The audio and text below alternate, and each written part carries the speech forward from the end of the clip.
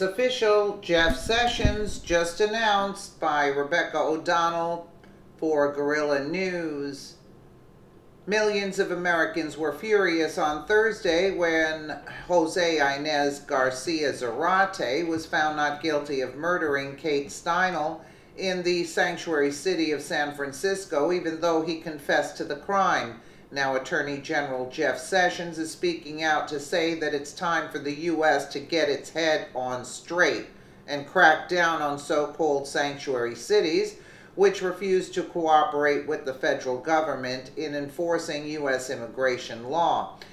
It is a very frustrating situation right now, Sessions told Fox News host Tucker Carlson. The federal government and President Trump are crystal clear. We are doing everything possible to get these cities to reverse their policies.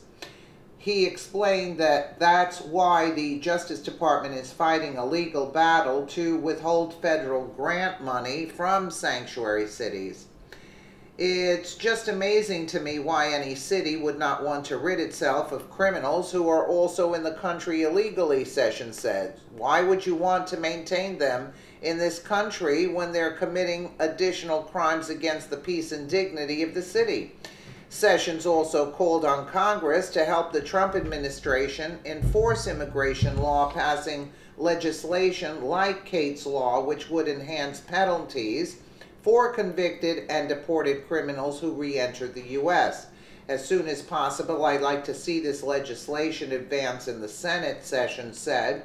This came after President Donald Trump took to Twitter to lament the verdict in the Steinle case. The Kate Steinle killer came back and back over the weakly protected Obama border, always committing crimes and being violent, and yet this info was not used in court.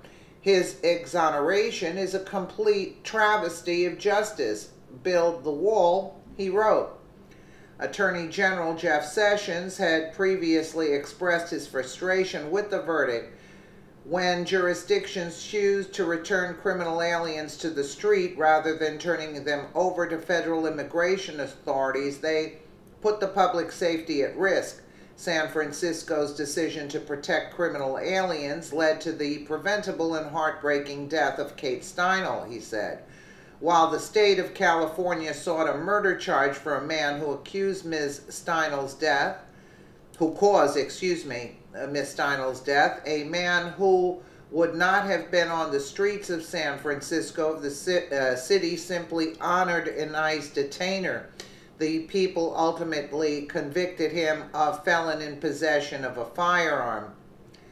Yeah, well, we could take a quick listen, but this is a 7-minute clip. So what is the Trump administration's response to all of this? We're joined now by the Attorney General of the United States, Jeff Sessions. Mr. Attorney General, thanks for coming on. Thank you, Tucker. So before I ask you about Kate Steinle, I feel duty-bound to ask you at least one question about the charges we saw today filed against General Flynn. I know you've recused yourself from the investigation, but you were part of the transition team, during which time he was working, in effect, for the Erdogan government as a lobbyist. He hasn't been charged related to that, but it's striking. And my simple question is, did anyone know that he was taking money from a foreign government to forward their aims in the United States? Well, Tucker, you know, this is part of the special counsel's investigation. I don't think it's appropriate for me to comment on that now, and we'll just have to see how those cases go. Okay. Well, with that, I won't keep trying. So, to the Kate Steinle thing, what's your initial reaction? What was last night your initial reaction to the not guilty verdict? Well, it was such a sad event. I've gotten to know Mr. Steinle and the son and talked to Mrs. Steinle on the anniversary of that death a few months ago. So it's a personal thing with me.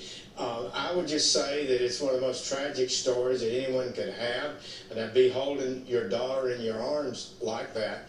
But the fundamental question we've got to deal with, and it's time for this country to get its head on straight.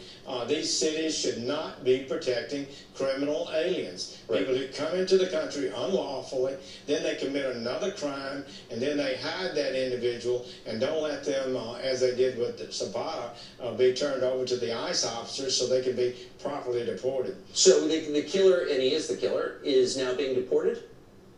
That will be his ultimate fate. We are confident, and we're going to do everything possible to ensure that happens, although there are some potential other charges that could be brought against him. And before being deported and released, we think he should face every charge that is proper to be brought against him. And you can be sure our Department of Justice is working right now to bring any charges that are appropriate. One warrant has been released on him because he has violated his terms of release in his prior federal conviction for returning to the country unlawfully.